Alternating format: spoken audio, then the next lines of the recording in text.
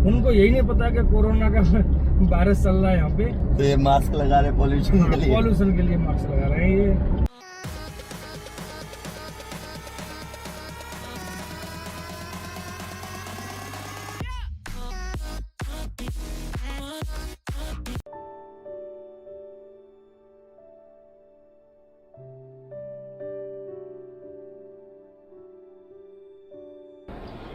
जय हिंद दोस्तों, आज डेट है 16 मार्च 2020।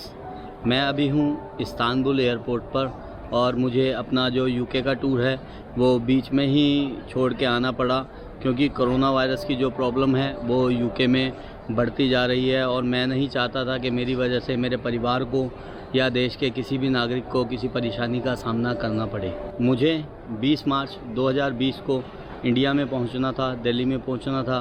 तो मैंने अपने जो एजेंट हैं जिनसे मैं टिकट कराता हूं उनको मैंने बोला कि मेरी टिकट जो भी एज़ अर्ली पॉसिबल हो वो कर दीजिए। जिस टिकट में मुझे लगभग 34,000 रुपये का नुकसान भी हुआ, और जो मेरी पहले टिकट थी वो थी इतिहाद एयरवेज़ की, वो वाया अबू धाबी होते हुए दिल्ली पहुंचनी थी, उसका भी मुझे कोई रिफ़ंड नहीं मिला। लेकिन कोई बात नहीं, अभी जो मेरी फ़्लाइट है वो मैंने वन वे ली है मैनचेस्टर टू दिल्ली, वो वाया इस्तांबुल होके जाएगी।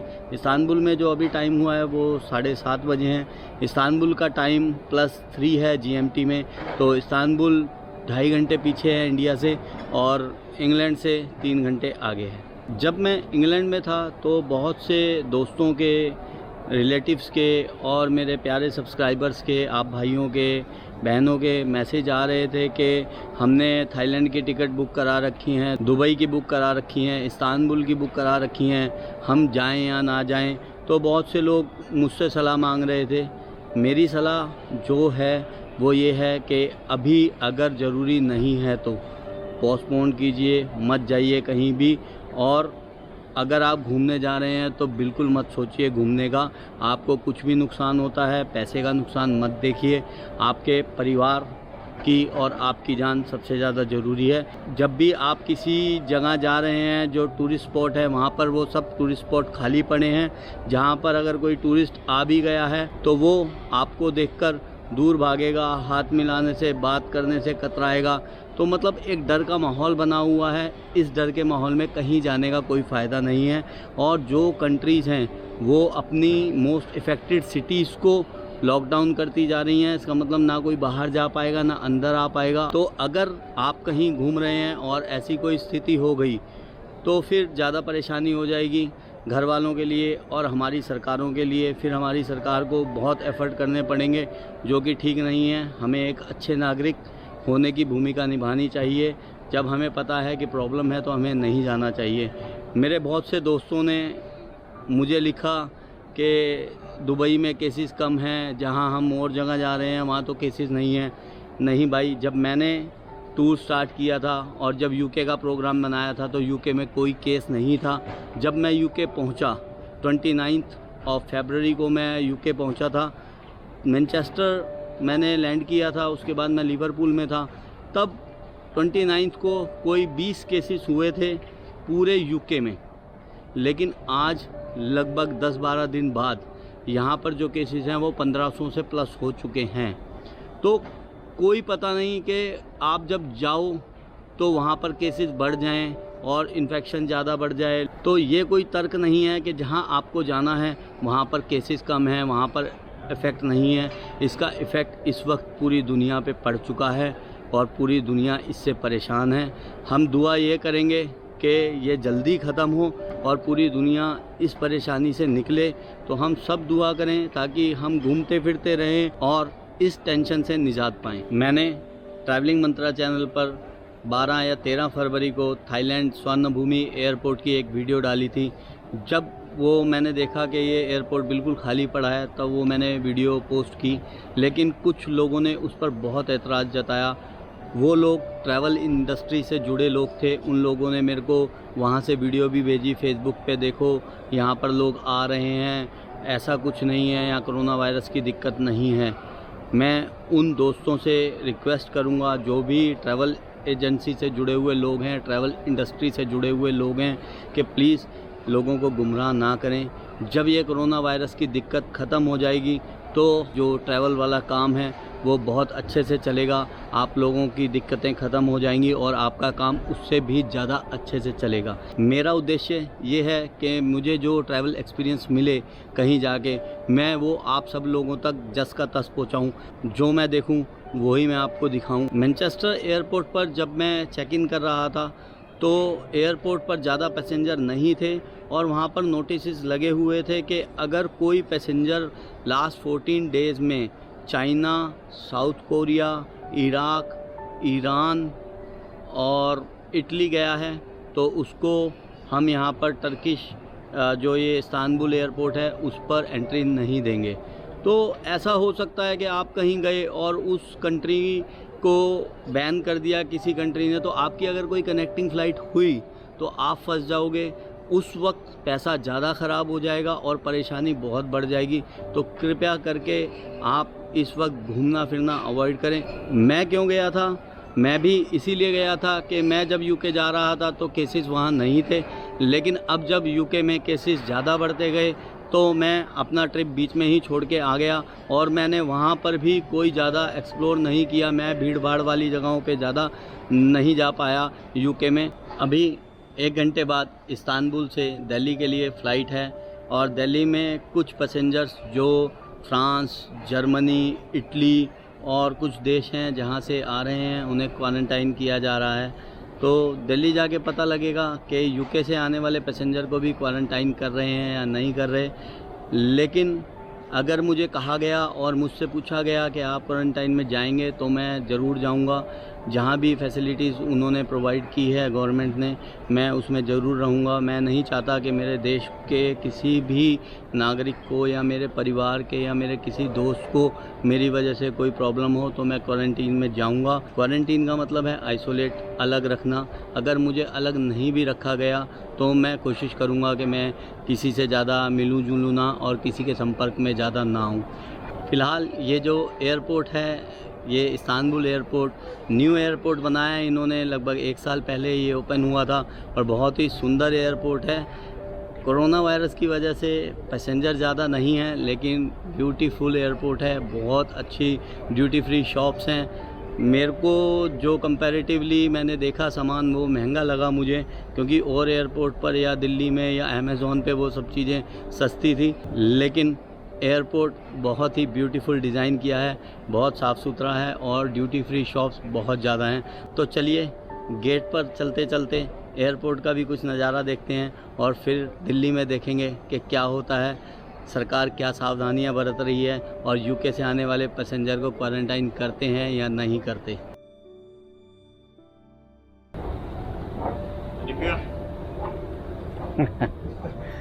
God bless you.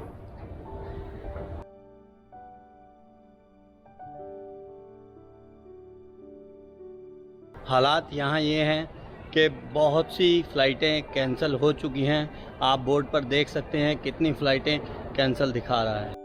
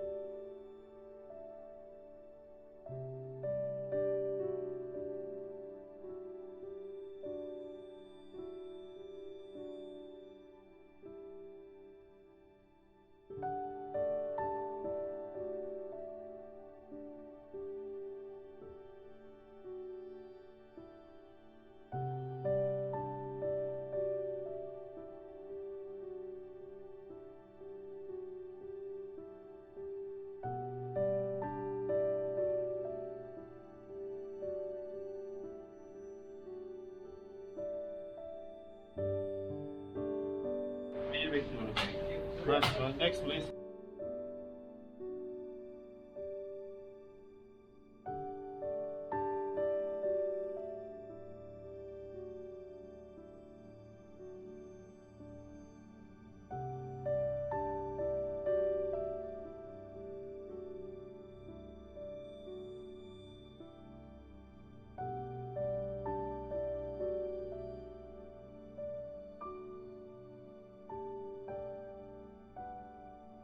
Good morning. हम दिल्ली एयरपोर्ट पर पहुंच गए हैं और 5.5 घंटे की फ़्लाइट थी इस्तांबुल से दिल्ली की, और इस्तांबुल तक जो फ़्लाइट थी मैनचेस्टर से वो 4 घंटे की थी। सबसे पहले मैं शुक्रिया अदा करूंगा अपने बड़े भाई विशाल जी का, जिन्होंने मेरे उस डिसीजन को सही बताया जो मैंने पहले आने का डिसीजन लिया। मेरी क्योंकि फ़्लाइट जो थी वो 20 तारीख को थी, मुझे 20 तारीख को आना था, लेकिन मैंने 16 तारीख को फ़्लाइट कराई। तो मैंने विशाल जी से पूछा कि मुझे जल्दी चले जाना चाहिए पाजी, तो उन्होंने बोला हाँ तुझे निकल जाना चाहिए, नहीं तो प्रॉब्लम बाद में बढ़ ना जाए। तो प्रॉब्लम बढ़ गई है, क्योंकि जब मैं यहाँ आया हूँ तो मुझे पता लगा है कि यूके, यूरोप और टर्की से आने वाले किसी भी पैसेंजर को इंडिया आने के लिए फ़्लाइट में बोर्ड करने नहीं दिया जाएगा।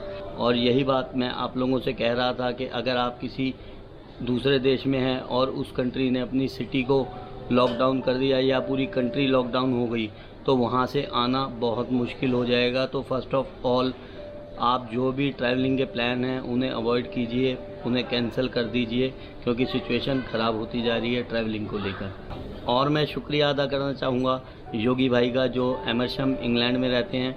उन्होंने ही मुझे बताया आज कि अच्छा है भैया आप चले गए, नहीं तो इंडिया वाले यूके से आने वाले पैसेंजर्स को अलाउ नहीं कर रहे, एंट्री नहीं दे रहे इंडिया में। जो भी पैसेंजर यूके से आएगा 18 मार्च के बाद, और चाहे वो इंडियन हो, ऐसा मुझे बताया है योगी भाई ने। और मैं शाहबाज भाई का भी शुक्रिया अदा करूंगा, जिन्होंने मुझे बहुत इनवाइट किया। मैनचेस्टर में रहते हैं वो। शाहबाज भाई बहुत बहुत शुक्रिया आपका, आपने बहुत इनवाइट किया, लेकिन वेदर की वजह से हम लोग नहीं मिल पाए। नेक्स्ट टाइम ज़रूर मिलेंगे।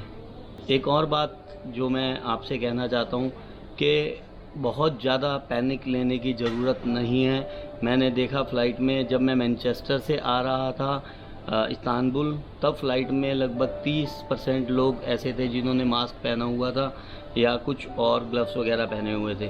लेकिन जो फ़्लाइट इस्तांबुल से दिल्ली आ रही थी उसमें 90% लोगों ने मास्क पहने हुए थे, ग्लव्स पहने हुए थे। कुछ लोग सैनिटाइज़र को बार बार यूज़ कर रहे थे। एक भाई तो पूरे प्लेन की सफाई में लग गया, जहाँ जहाँ वो बैठा था वेट टिश्यू से सब कुछ साफ़ कर रहा था। तो मैंने उससे पूछा भी जाके कि भाई आप बीमार तो नहीं हो, कोई दिक्कत तो नहीं है? कहता नहीं है। मैंने कहा इम्यून सिस्टम लो तो नहीं है? कहता नहीं है। मैंने कहा फिर क्यों परेशान हो रहे हो आप? जो फ़्लाइट क्रू था उनमें से किसी ने भी कोई मास्क या ग्लव्स नहीं पहने हुए थे। पैसेंजर्स बहुत ज़्यादा डरे हुए थे, फ़्लाइट क्रू भी इतना नहीं डरा हुआ था। तो कोई बहुत ज़्यादा पैनिक की बात नहीं है, बस ख्याल रखने की ज़रूरत है। और अगर आपको कोई परेशानी होती है तो घर के वैद्य ना बन के डॉक्टर के पास जाइए। हाथों को साफ़ रखिए। जो मेन इसमें प्रॉब्लम है हाथों की है कि हाथों से वो वायरस फैलता है। और जो बुज़ुर्ग और बच्चे हैं उनका ज़्यादा ध्यान रखने की ज़रूरत है, क्योंकि उनकी इम्यूनिटी लो होती है। और जो जवान हैं उनको बहुत ज़्यादा डरने की ज़रूरत नहीं है। लोग ठीक भी हुए हैं, ऐसा नहीं है कि कोई ठीक नहीं हो रहा। जिन लोगों को इन्फेक्शन हुआ था वो ठीक भी हुए हैं। अब बात करते हैं दिल्ली की। दिल्ली एयरपोर्ट उतरने के बाद हमसे 2 सेल्फ रिपोर्टिंग फॉर्म भरवाए गए। एक मेडिकल में दिया गया और एक हमने इमिग्रेशन में दिया। तो वहाँ पर स्क्रीनिंग हो रही थी, मेडिकल स्क्रीनिंग हो रही है, और कुछ कंट्रीज से आने वाले लोग जैसे कि China, Hong Kong, Indonesia, Japan, Iran, Italy, Malaysia, Nepal, USA, Singapore, south Korea, Thailand, Vietnam, Taiwan, Macau, Germany, France और स्पेन, इन कंट्रीज से आने वाले जो भी पैसेंजर्स हैं उनका इमिग्रेशन अलग हो रहा है। और इन कंट्रीज में से China, Italy, Iran, Republic of Korea, France, Spain and Germany से आने वाले जो भी पैसेंजर्स हैं उनको 14 दिन के लिए क्वारंटाइन किया जा रहा है। तो जो पैसेंजर्स इन देशों से आ रहे हैं उनको क्वारंटाइन कर रहे हैं यहाँ पर, और जो पैसेंजर इन देशों से नहीं आ रहे उनको अभी कोई दिक्कत नहीं है। वैसे भी हमारी जो गवर्नमेंट है वो बहुत अच्छा काम कर रही है, चाहे वो राज्य सरकारें हों, चाहे वो केंद्र सरकार हो। और देशों के मुकाबले जो कोरोना वायरस से लड़ने के लिए हमारी सरकारें बहुत अच्छा काम कर रही हैं। तो मैं थैंक यू कहूँगा गवर्नमेंट्स को भी, क्योंकि जो दूसरे देशों की स्थिति है वो हमारे देश की स्थिति अभी नहीं है। और जो सरकार के प्रयत्न हैं उनको देखते हुए लग रहा है कि हमारी सरकारें इन्हें कंट्रोल करेगी, और आप लोग भी अपना ख्याल रखेंगे और दूसरों को भी जागरूक करेंगे। और बहुत ज़्यादा घबराएं नहीं, बहुत ज़्यादा घबराने की कोई ऐसी वो नहीं है। ये वायरस अगर होता है किसी को तो वो ठीक भी हो रहा है, सब लोगों की मौत नहीं हो रही और किसी की भी मौत ना हो, हम ये चाहेंगे। और अगर हो सके तो आप बाहर से जिस भी कंट्री से आ रहे हैं तो कोशिश कीजिए 2-4 दिन अपने आप को आइसोलेट रखें, अलग रखें, एक रूम में रहें, ज़्यादा बाहर ना जाएं, ताकि अगर कोई प्रॉब्लम आपको हो तो आपसे किसी दूसरे को वो प्रॉब्लम ना हो।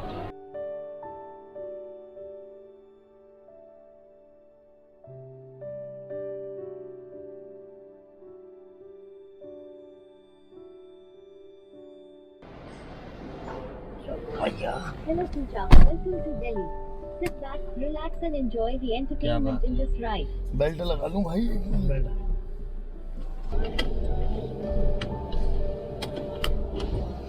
चलें? सब ठीक है दिल्ली में? दिल्ली में सर कोरोना चल रहा है इस टाइम। कोरोना चल रहा है, काम धंधा कम है? काम धंधा बहुत कम है। ख्याल रखो, कोरोना से बचें, पहले काम धंधा करने के बाद में, है ना? घर परिवार ठीक है सर? हाँ, घर पे वैसे बढ़िया। बहुत अच्छा।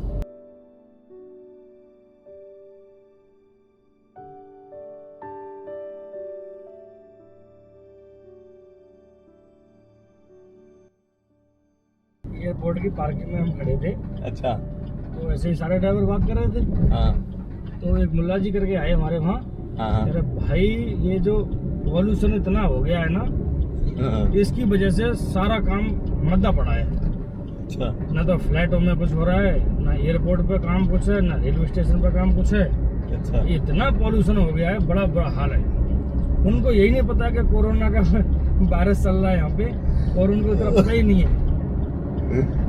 ये हाल है। तो ये मास्क लगा रहे पॉल्यूशन के लिए? पॉल्यूशन के लिए मास्क लगा रहे हैं ये। और एयरपोर्ट पर जितनी जांच वगैरह चल रही है उनको कुछ पता ही नहीं है, उनको क्या है क्या नहीं है, तो पता नहीं कहाँ रहते हैं वो। ये हाल है भाई दिल्ली का, यार कमाल है। और धरने पे बैठ जाते हैं जाके। कह रहे पॉल्यूशन बहुत हो गया इसलिए काम नहीं चल रहा। चलो गुड। ये सोमेश भाई है हमारे ओला वाले। Manchester airport, Istanbul airport, Delhi airport लगभग खाली पड़े थे, पार्किंगें भी सब खाली थी। तो ये है हाल इंग्लैंड से लेकर दिल्ली तक का। और जो सऊदी अरब की सीरीज़ है वो जारी रहेगी। इंग्लैंड में जो वीडियो बना पाए वो भी आ जाएंगी। अब मुझे इजाज़त दीजिए, मिलते हैं किसी अगली वीडियो में। शुक्रिया, जय हिंद, जय भारत। आपको वीडियो पसंद आया हो तो प्लीज़ चैनल को सब्सक्राइब कर दें और वीडियो को लाइक एंड शेयर कर दें। Thank you. बिल्कुल फिट 4 है, 19 साल का जवान लड़का।